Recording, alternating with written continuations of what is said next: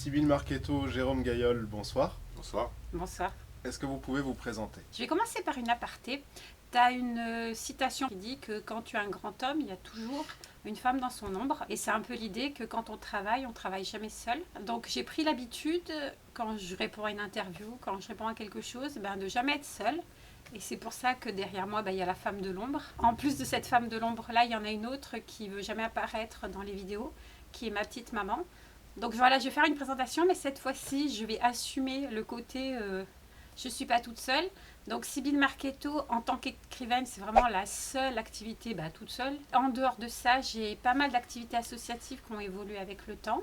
Donc notamment celle pour laquelle tu nous reçois, qui est éditrice. Alors actuellement Vagabond du rêve, et puis je pense qu'on reparlera après du passé.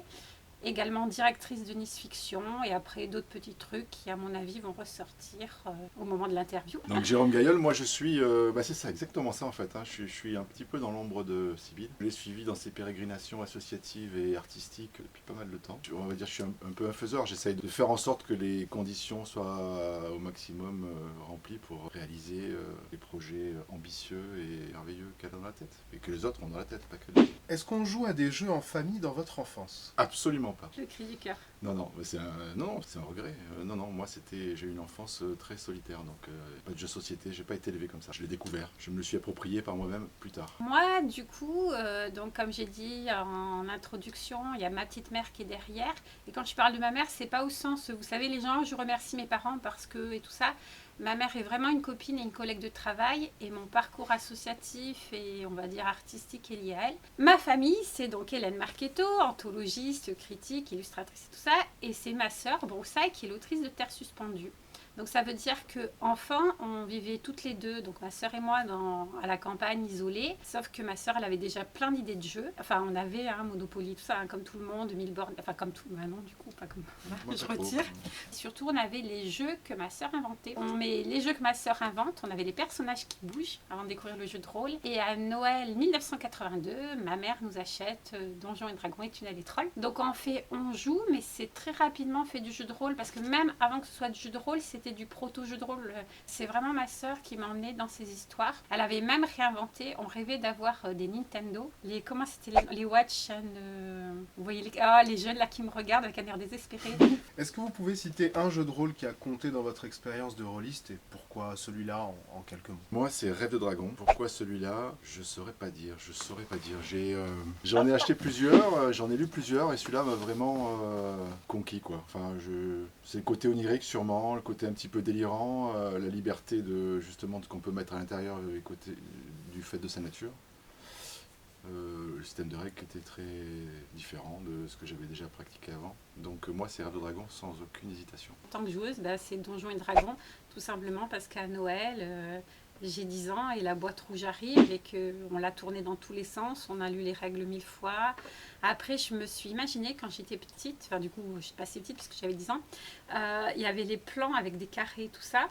Et donc, il y avait le palais de la princesse Argenta, et je me suis dit, si j'avais un palais avec une salle de bal et tout ça, et donc je reconstruisais pendant des heures et des heures des grands palais. Et j'ai presque envie de dire que Donjons et Dragons, c'était la suite de Barbie. Alors ça paraît dingue dit comme ça, mais c'est exactement ça. C'est Barbie, elle fait des trucs, c'est un personnage de jeu de rôle, et en fait, Donjons et Dragons, tu prends Barbie et elle va dans les donjons, quoi. Enfin, c'est pareil. Quand et comment est né le projet Les Vagabonds du rêve? Alors là, il n'y a que moi qui peux le raconter. En fait, ça commence en 1990, quand j'ai 17 ans. Alors, les Vagabonds du rêve, actuellement, la structure, c'est 2013. Mais ça commence pas en 2013. Donc voilà, en 1990, j'ai 17 ans et mes deux passions qui n'ont pas changé, ce qui prouve que je suis pas très innovante. C'est le jeu de rôle et la littérature d'imaginaire. Je lance mon premier fanzine qui est la Tribune des Vagabonds du rêve. Et en fait, je lisais Casus Belli, forcément à l'époque on n'avait que ça. Et il y avait la rubrique des fanzines. En 90, on lance la Tribune des Vagabonds du rêve. Ma mère faisait les dessins, la plupart des illustrations. Broussaille faisait les maquettes et les articles. On publie à l'époque l'anté-version de Terre suspendue qui était palimpseste, que je crois qu'un ou deux collectionneurs ont quelque part. Et donc ça, c'est en 1990. Il y a eu plein d'aventures éditoriales entre-temps. Entre-temps, je rencontre ma femme de l'ombre en 97. On s'est rencontrés autour surtout du projet du Fige. donc qui est lié au Graal, mais on va dire ça c'est la partie événementielle. Mais là, je lui raconte que je vais éditer plein de trucs. En 2013, donc Terre suspendue avait eu donc 2 versions, 2 premières éditions, et là ma sœur veut sortir la 3e édition. Et là, je me dis, il faut repartir. Donc, entre-temps, il y avait Oxalis Édition, Parchemin et Traverse et tout ça. Et là, je me dis, maintenant, il est temps de retourner aux sources. Donc, la tribune des Vagabonds du Rêve est devenue les Vagabonds du Rêve, quoi. Donc, voilà, ça commence en 90 ou en 2013, suivant quand on compte. Pourquoi on crée une boîte d'édition? Parce qu'il y a un tas de jeux de rôle qui sont bien et qui ne sont pas édités, et que ça a fait mal au cœur. Une fois que tu as commencé à publier des livres, moi je me suis rendu compte que c'est un truc, c'est addictif. Alors j'imagine que chacun de nous a ses addictions, hein. Donc quand j'ai fait mon premier fanzine, en fait c'est extrêmement agréable de réaliser un produit parce que tu reçois des articles et tout ça, tu les mets en forme. Bon, à l'époque, premier fanzine, hein, on découpait, ciseaux, colle et tout ça, ça me paraît dingue. Et en fait à chaque étape, donc j'ai eu plusieurs maisons d'édition, plusieurs versions, et à chaque fois, au bout d'un moment, je me dis allez, j'abandonne, machin, c'est beaucoup de contraintes et tout ça. Et à chaque fois, au bout d'un moment, il y a l'envie qui revient de sortir des produits finis. Non, c'est vrai que c'est quand même agréable et très motivant de produire des choses qui soient jolies, qui soient bien terminées, dont on est fier, quoi, en tant qu'éditeur. C'est un aspect du truc. Mais moi, je suis très motivé par le fait de rendre des choses possibles qui ne l'étaient pas forcément avant et de le mettre en place qu'il faut pour que ce soit possible. Ouais, tout est possible, je suis bien d'accord. On trouve actuellement, si je ne me trompe pas, 3 jeux de rôle chez les Vagabonds du Rêve, donc Chiaroscuro, les Terres suspendues, l'Empire du Soleil défunt. Comment on choisit un projet quand on vient nous le présenter? C'est quoi les critères? Comment vous choisissez? C'est un petit peu faussé. Alors, il faut qu'on vienne vous les présenter. En fait, c'est ça le truc. Ce sont des jeux qui sont créés par des personnes que l'on connaît. Ça simplifie beaucoup les choses. Alors, ça nous plaise. Enfin, je crois que c'est Il faut qu'on très évoque quelque subjectif. chose, voilà, C'est ouais. très subjectif, mais c'est le seul critère qu'on s'est fixé au départ. En fait, quand on a commencé ça, c'est de se dire, on éditerait des choses qui nous plaisent à nous pour les faire découvrir à d'autres, quoi.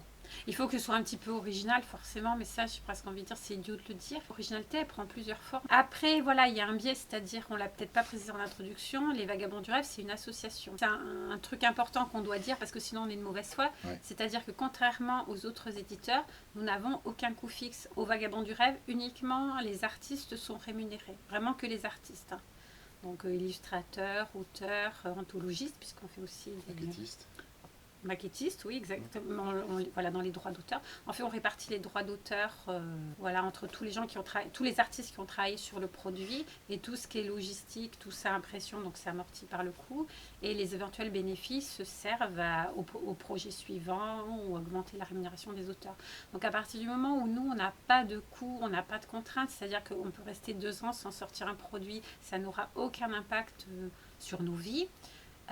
On est beaucoup plus libre, c'est-à-dire qu'un autre éditeur, s'il doit manger à un moment, même si le produit ne le plaît pas tout à fait, il faut quand même qu'il le sorte, sinon il meurt de faim. Alors c'est quoi le travail d'éditeur? Quelles sont les tâches à remplir? Je sais pas, il y a 2 parties. Il y a une partie de travail sur l'œuvre elle-même, enfin sur le jeu, qui est une œuvre, la relecture, les illustrations, etc. Puis après, il y a le côté plus technique, fabrication. Moi, je rebondirais dans la création, dans le jeu de rôle, la particularité entre une création, on va dire, littéraire. Parce que nous, on a le côté littéraire et jeu de rôle.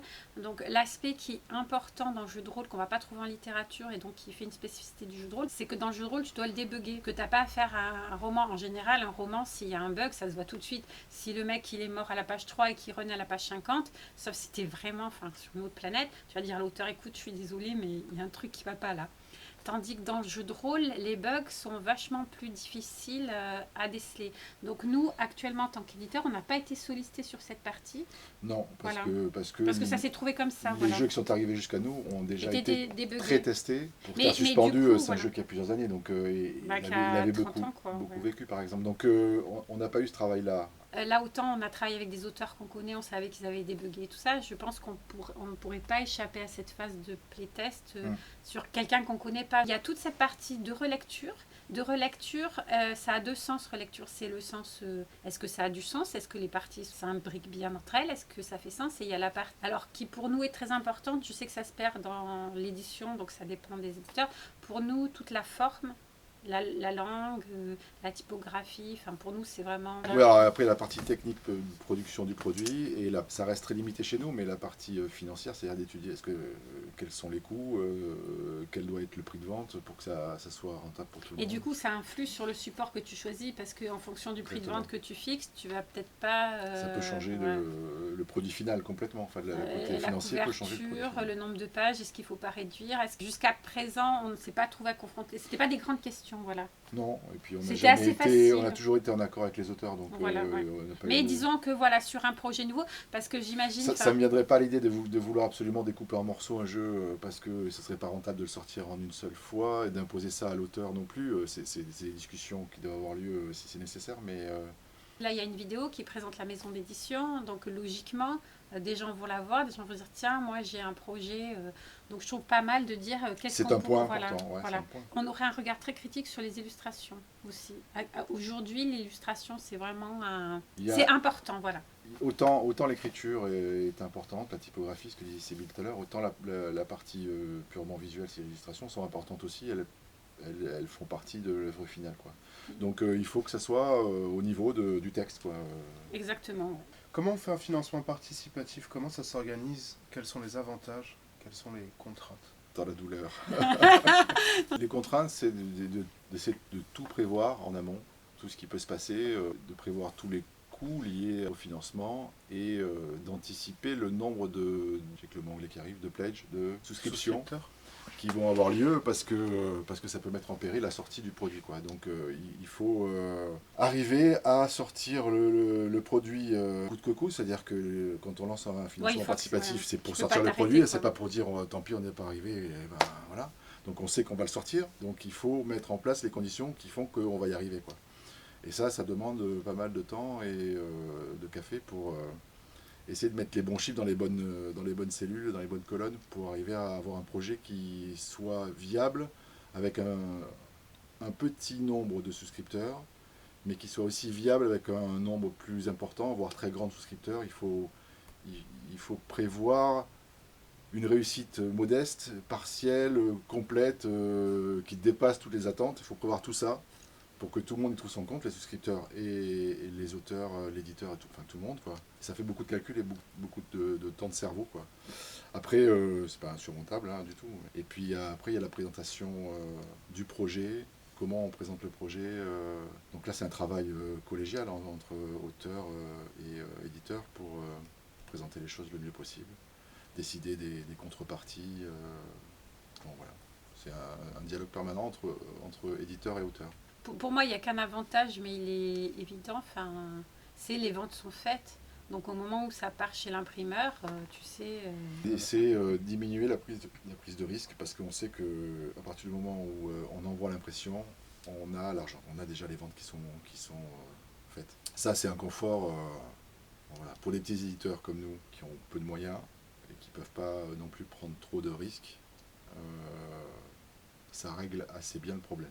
Et ça permet en plus finalement de faire une campagne de com, parce que le monde du jeu de rôle fait que les financements participatifs sont quand même très discutés et tout ça. Donc c'est aussi peut-être, en plus nous on n'est pas quand même, enfin on n'est pas non plus des grands guerriers de la com. Non. Donc finalement ça nous a appris aussi à communiquer. Comment on rémunère l'équipe de créatifs, l'équipe éditoriale?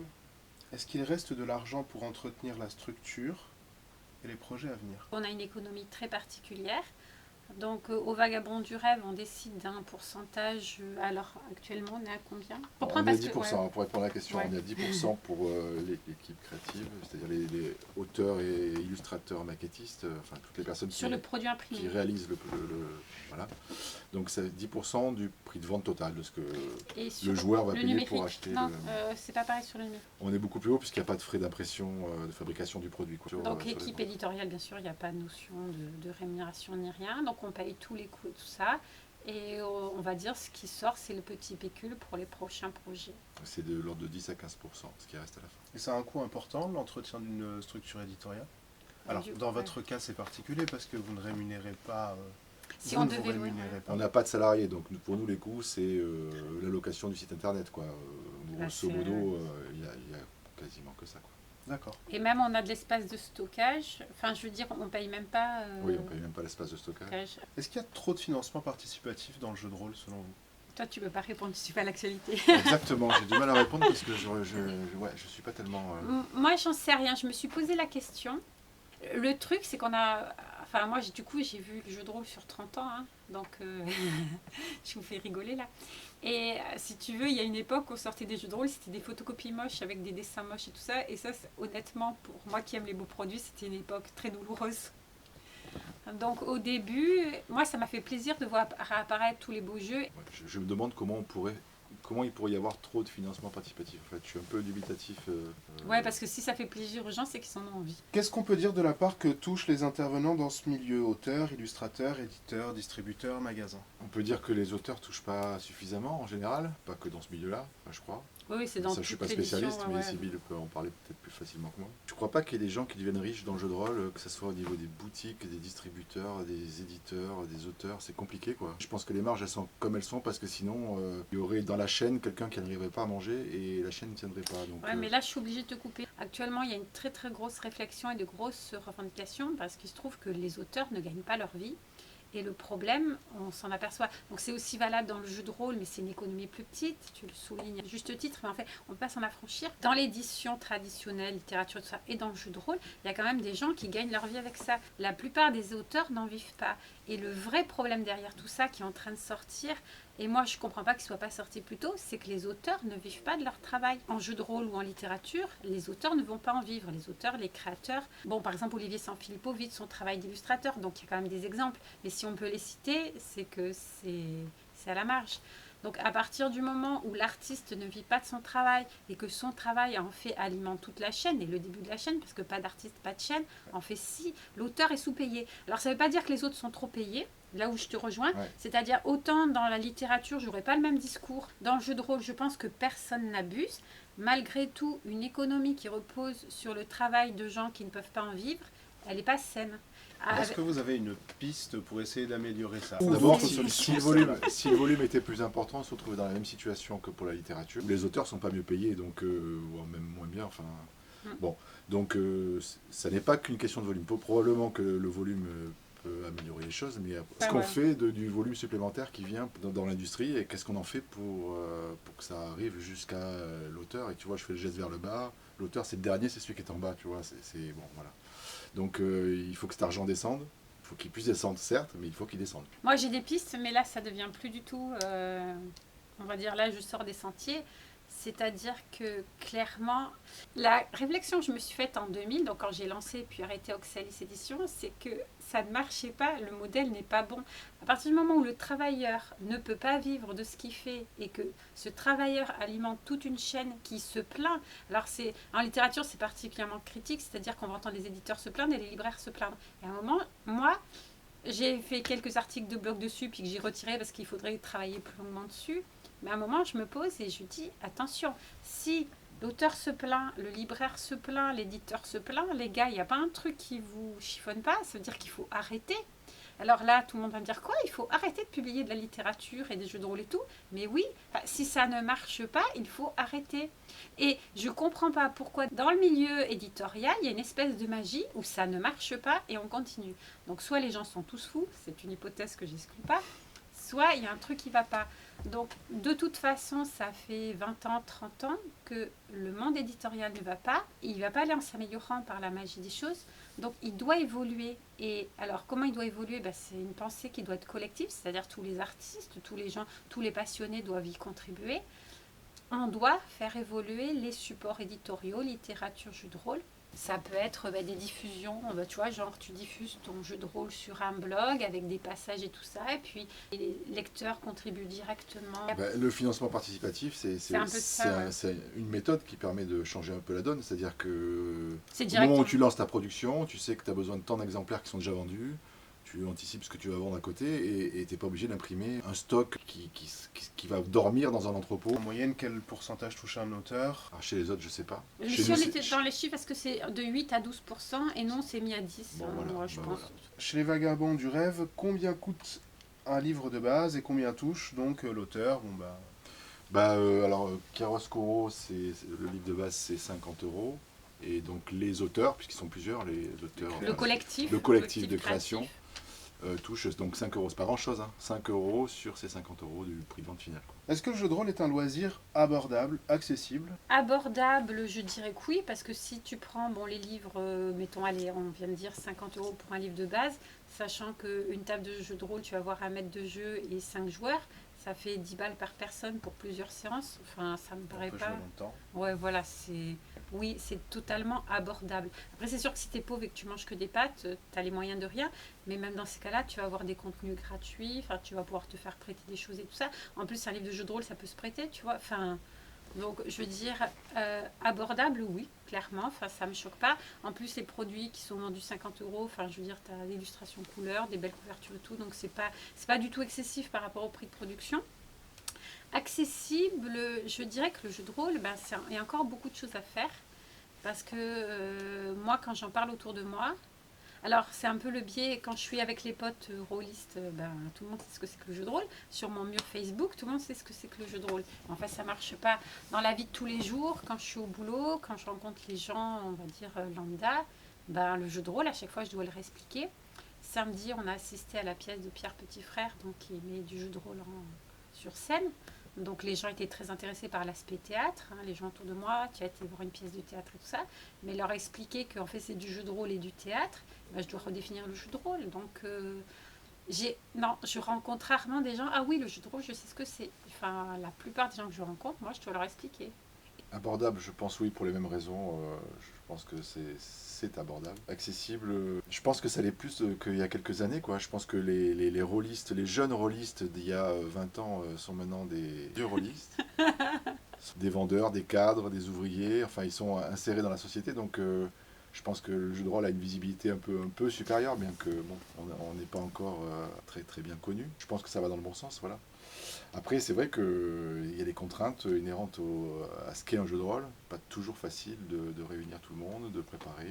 Mais c'est un peu comme le jeu de plateau. Le jeu de plateau, on ne peut pas y jouer non plus. Que peut-on dire des outils de protection émotionnelle? Alors moi, j'ai jamais utilisé parce que je joue peu en fait et je joue pas en club. Donc je suis mal placé pour parler de ça. Voilà, je suis mal placé pour parler de ça. Ouais. J'ai beaucoup joué en cercle fermé de joueurs quand j'étais plus jeune.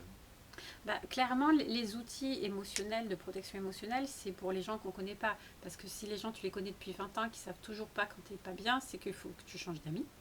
Non, mais c'est vrai. Donc, en fait, les outils de protection, c'est ça, tu dis comment moi, je dis la X-Card, je suis un peu plus... Oui, parce que c'est l'outil le plus connu, Oui, le plus mais connu, apparemment voilà. ce ne serait pas le seul. Je dirais que tout simplement, ça me semble indispensable. À partir du moment où il y a une rencontre, tu joues avec des inconnus, tu les connais pas, tu peux avoir des seuils des choses qui sont traumatiques ou n'importe quoi. Je vois pas pourquoi il faudrait ne pas se protéger, je veux dire. Ouais, et puis j'ai dit une bêtise, parce que j'ai dit tout à l'heure que je jouais pas en club, en convention. Par contre, j'ai organisé. Et il y a eu des situations où il y a eu Des choses pas cool. des choses pas cool, ouais, des personnes qui ont mal vécu certains moments. Et je pense que ça aurait pu être évité grâce à ça, ou stoppé directement. Oui, En tout cas, parce éviter que, non, mais stopper direct, voilà. Sans que ça arrive, parce qu'après, ce genre de problème remonte à l'organisation, et on en parle après, évidemment, mais c'est après, quoi. Donc sur le moment, il faut un outil pour pour dire crier là, au attention, voilà. Est-ce qu'on peut étendre une œuvre à l'infini ou y a-t-il un moment où il faut savoir s'arrêter? Si on me pose la question, oui, bien sûr que ça peut aller à l'infini. Moi, je dirais qu'il faut toujours savoir s'arrêter. Voilà, c'est peut-être pour ça qu'on Si est on s'en a envie, complémentaires. Donc, faut savoir voilà. s'arrêter. Moi, j'aimerais que ça continue encore et encore, qu'il y ait des nouveaux aspects qui soient abordés, que des suppléments sortent tous les ans pour faire découvrir encore plus de chacun des Non, mais mondes. si vous postulez chez nous, vous inquiétez pas, il vous fera pas ça. Je vais protéger. Mais je force personne à le faire non plus. Mais oui, moi, je suis content quand on sort quelque chose qui vient augmenter une gamme. Non, il faut forcément t'arrêter. Ça ne veut pas dire que dans 20 ans, tu ne feras pas un supplément sur ton œuvre et tout ça.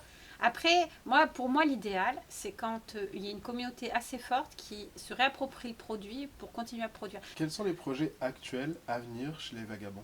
Alors, pour l'instant, c'est un peu biaisé parce que le projet actuel est littéraire, donc tu n'en as rien à faire.